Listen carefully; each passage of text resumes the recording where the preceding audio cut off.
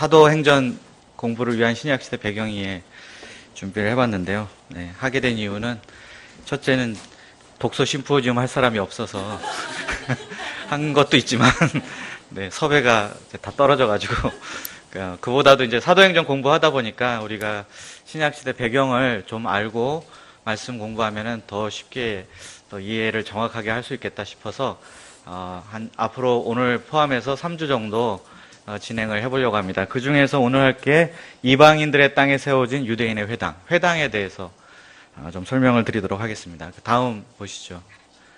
앞으로 할 거는 이제 오늘 회당하고 다음 주에는 헬라어로 이제 언어가 어떻게 통일되었고 그 다음에 이제 헬라어로 번역된 구약 성경 70인용 성경이 어떻게 만들어졌고 당시에 이제 어떻게 활용되었는지 그걸 보고 마지막 셋째 주에는 로마 제국의 지중해 유역 통일로 인한 정치적 안정, 소위 말하는 팍스 로마나 그래서 로마의 법과 제도에 대해서 살펴보도록 하겠습니다. 그 중에서 오늘 회당에 대해서 한번 보겠습니다. 회당의 탄생은 어떻게 됐냐면 주전 722년에 잘 아시는 대로 북이스라엘이 아수르에 의해서 멸망을 당하고 또 586년에 남유다가 바벨론에 의해 멸망을 당합니다. 그래서 남북 할 거 없이 이스라엘 백성들이 온 사방으로 다 흩어지게 되는데 우리가 잘 아는 대로 이것을 가리켜서 이제 디아스포라라고 부릅니다. 그래서 조국을 떠나 사방으로 흩어진 유대인들이 곳곳에 세운 공동체를 디아스포라라고 하는데 그 디아스포라의 중심이 되는 것이 바로 회당, 시나고그가 되겠습니다. 그래서 이 회당은 종교 생활의 중심지였을 뿐만 아니라 또 모든 그 유대인들 공동체의 핵심이 되는 곳이었습니다. 그 최소 정족수가 이제 성인 남자 10명입니다. 그래서 10명만 딱 채워지면 랍비 한 명을 세워가지고 그 회당을 세웠는데, 그러니까 11조를 하니까 이제 10명 모이면 한 사람분의 소득이 나오니까 그래서 회당을 이제 10명마다 하나씩 세웠고, 회당이 없는 곳은 그러니까 유대인이 10명도 채 되지 않는 그런 곳이라는 것을 말해줍니다. 그래서 안식일에는 여기서 이제 예배를 드리고, 평일에는 학교를 열었습니다. 그래서 아이들을 이제 가르치고 또 마을회관 역할도 해서 뭐 공동체의 어떤 의사결정이 필요하면 회당에 모여서 회의를 해서 결정하곤 하는 그런 장소로 활용이 됐습니다. 그 다음 보실까요? 이게 중요한데요. 회당 구성원들이 세 종류가 있었습니다. 첫째는 유대인입니다. 그래서 태어난 지 8일 만에 할례를 받은 태생적 유대인, 부모님이 다 유대인인 경우 자연스럽게 이제 유대인 소속이 되는 거죠. 그 다음 두 번째는 개종자들입니다. 개종자는 원래 이방인인데 회당 예배에 참석하는 이방인들 중에서 할례를 받은 사람, 이들은 개종자인데 유대인과 동등한 자격을 얻습니다. 할례를 받기만 하면. 그리고 이제 마지막으로 하나님을 경외하는 사람들, 갓 피어러라고 부르는 사람들이 있었는데 이들은 이방인 출신인데 회당 예배도 참석하는데 근데 할례는 아직 받지 않은 사람들, 이들을 가리켜서 하나님을 경외하는 사람들이라고 불렀습니다. 네, 그 다음 보실까요? 근데 여기서 이제 질문이, 그럼 그깟 할례 받고 말지. 그 할례가 뭐길래 할례 받지 않은 유대인과 할례 받은 유대인, 할례 받은 이방인과 할례 받지 않은 이방인으로 나뉘게 되었는가? 할례가 굉장히 당시에 어려웠기 때문입니다. 받기가. 왜냐하면 일단 할례를 받으려면 엄청난 고통이 수반되는데 이 당시에는 마취제도 없고 진통제도 없었기 때문에 할례 받는 것 자체가 고통이죠. 그래서 거의 한 일주일 정도는 누워 있어야 되는 거니까 그 엄두가 잘 나지 않았던 겁니다.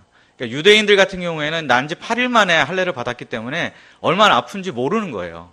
갓난아기 때 받았기 때문에 자기가 기억이 안 나지만 이방인들은 다 커서 받으려니까 너무 두려운 거죠. 두 번째는 이제 할례 위험성이 또 있습니다. 위에서 이제 마취제 진통제가 없다고 했지만 소독제도 없어요. 그래서 할례를 받다가 도중에 이제 상처가 감염이 돼가지고 뭐 죽거나 이런 경우도 왕왕 있었기 때문에 상당히 위험했죠. 또 세 번째는 동족으로부터 따돌림을 받을 수가 있었습니다. 당시 로마 시대에는 공중 목욕탕 문화가 많이 발달해 있었거든요. 지중해 연안으로. 이제 공중 목욕탕에 가면은 이제 할례 받은 사람들이 눈에 확 띄면서 이제 그 사회로부터 좀 이상한 사람 취급을 받게 되는 거죠. 그래서 할례를 야만적인 어떤 그런 풍습의 하나로 여겼기 때문에 그 왕따를 감수하지 않고서는 할례를 받기가 어려웠던 겁니다. 그래서 이제 하나님을 믿고 또 예배에도 참석하지만 그러나 할례만은 내가 도저히 못 받겠다 하는 그런 이방인들이 상당수 있었던 것입니다. 네, 그 다음 보실까요? 회당의 내부 구조를 살펴보면 여기 이제 그 골란고온이라는 데 있었던 그 회당의 유적지인데요. 저렇게 생겼습니다. 물론 원래는 저 기둥이 있고 지붕도 있고 그런 이제 모습이었는데 그건 다 사라지고 그 터만 남은 직사각형의 모습을 볼 수 있습니다. 그 다음 보실까요? 네, 여기 회당의 이제 구조가 어떻게 되어 있냐면 저 가운데에 정식 좌석이 있거든요. 그리고 삥 둘러서 이게 보조 좌석이 있습니다. 그래서 빨간 부분에는 유대인과 개종자가 앉을 수 있어요. 그리고 요 삥 둘러서 되어 있는 노란색 부분에는 그 아까 할례 받지 않은 이방인들, 갓피어러, 그들이 여기 앉을 수 있고 절대 저 빨간 자리에 들어올 수가 없었습니다. 그래서 앉는 좌석부터 차별을 받은 거예요. 그리고 틈틈이 랍비들이 왜 당신들은 할례를 안 받느냐고 이렇게 지적질을 이렇게 자주 했다고 그래요. 거기서 쪽 할례만 받으면 여기 들어올 수 있다고. 이제 그런 식으로 좀 괴롭힘을 당한 거죠. 네, 그 다음 보실까요? 회당 예배 순서는 첫째 이제 성경을 낭독하는 순서가 있었습니다. 그 계시록 1장 3절에 보면 읽는 자와 듣는 자들이라는 표현이 나오는데 이게 한 사람을 가리키는 것이 아니고 읽는 사람 따로 있고 듣는 자들 따로 있는 거예요. 왜 그러냐면 성경이 그 당시에는 굉장히 희귀했거든요. 그러니까 개인이 집에 가지고 있는 경우는 없었어요. 그 성경을 어떻게 들을 수 있냐면 회당 가서 이제 회당 예배를 들을 때 회당에서 보관하고 있는 두루마리를 펼쳐서 읽어줄 때 그때서 이제 비로소 성경의 내용을 들을 수 있게 되는 거죠. 그래서 저게 앞에 읽는 자는 단수로 되어 있고 뒤에 듣는 자들은 복수로 되어 있습니다. 그런데 읽을 때 뭐 창세기부터 시작해서 쭉 읽는 게 아니고 성구집, 렉셔널이라는 것을 읽었습니다. 왜냐하면 유대인들은 절기가 있잖아요. 그래서 그냥 쭉 읽다 보면 그 절기하고 성경 본문하고 안 맞는 경우가 생길 수 있기 때문에 유대인들의 절기에 맞춰서 구약 성경을 그 모세오경과 시가서와 선지서 세 수로 나누는데 그거에서 적당한 내용이 관련 있는 것들을 뽑아가지고 절기에 맞춰서 그 주에 읽을 성경 본문으로 재편집한 성경이 있어요. 이제 그걸 렉셔널이라고 했는데 그걸 이제 매주 먼저 읽습니다. 그 다음 순서로 설교 순서가 있는데 설교 순서는 회당장이 만약에 이제 그 회당에 온 사람 중에 랍비가 있으면 사전에 그 사람을 설교자로 섭외를 하기도 하고 어떤 경우에는 그냥 그 예배 도중에 혹시 오늘 그 설교하실 랍비 계십니까? 해가지고 즉석으로 초빙을 해서 이렇게 설교자로 세우기도 했습니다. 그래서 여행 중인 랍비가 그 지역에 가서 회당 예배에서 설교자가 되는 경우도 자주 있었다고 합니다.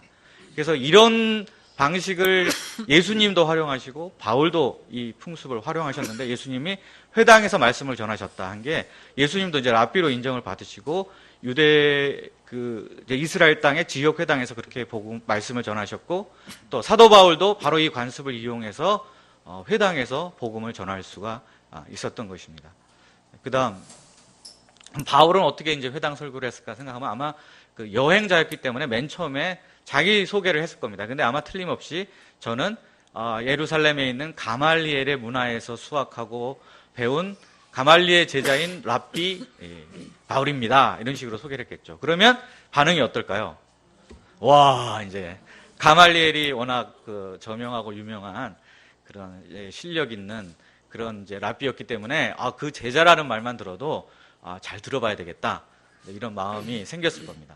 그 다음에 이제 메시지를 전했는데 아마 메시지의 내용은 이렇지 않았을까 싶습니다. 예수님을 믿기만 하면 할례를 받지 않아도 하나님의 자녀가 될 수 있습니다.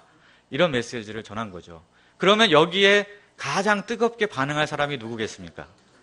당연히 이제 하나님을 경외하는 사람들, 이들의 반응이 뜨거웠던 거죠. 그래서 아마 예배가 끝나면 바울 주위에 이렇게 둘러서서 바울 선생님, 그 말이 무슨 뜻입니까? 우리가 어떻게 할례도 안 받았는데 하나님 자녀가 될 수 있나요?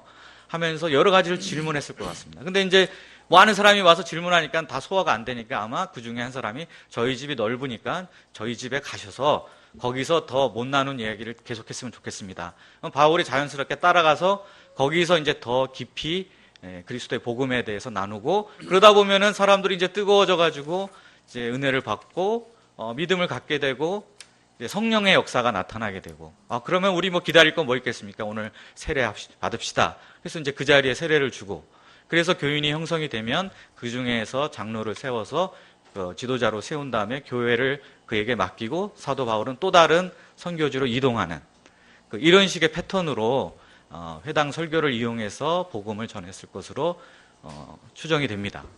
그 다음 보실까요? 그래서 이 회당은 그 이방인 전도의 황금어장이었다 이렇게 부를 수가 있겠습니다. 그러니까 사도 바울이 왜 어디를 가든지 먼저 회당을 찾았을까?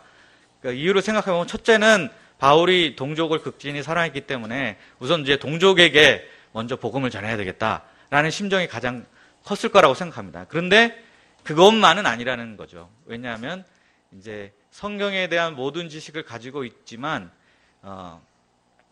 이 하나님을 경외하는 사람들이 당시 회당에서 이렇게 소외를 당하고 있었기 때문에 바로 이들에게 이제 복음을 전하기 위해서 그들을 개종자로 얻기 위해서 바울이 그들을 타겟으로 해서 또 회당을 전도의 아주 좋은 어장으로 생각하고 거기서 복음을 전했을 것입니다. 그래서 이제 시장에서 전도하는 방식에 비해서 이 회당 전도가 굉장히 효율이 좋은 거죠. 왜냐하면 만약에 이제 전혀 하나님 모르고 성경도 모르는 시장에서 이방인들에게 전도를 하면 처음부터 얘기를 다 해야 돼요.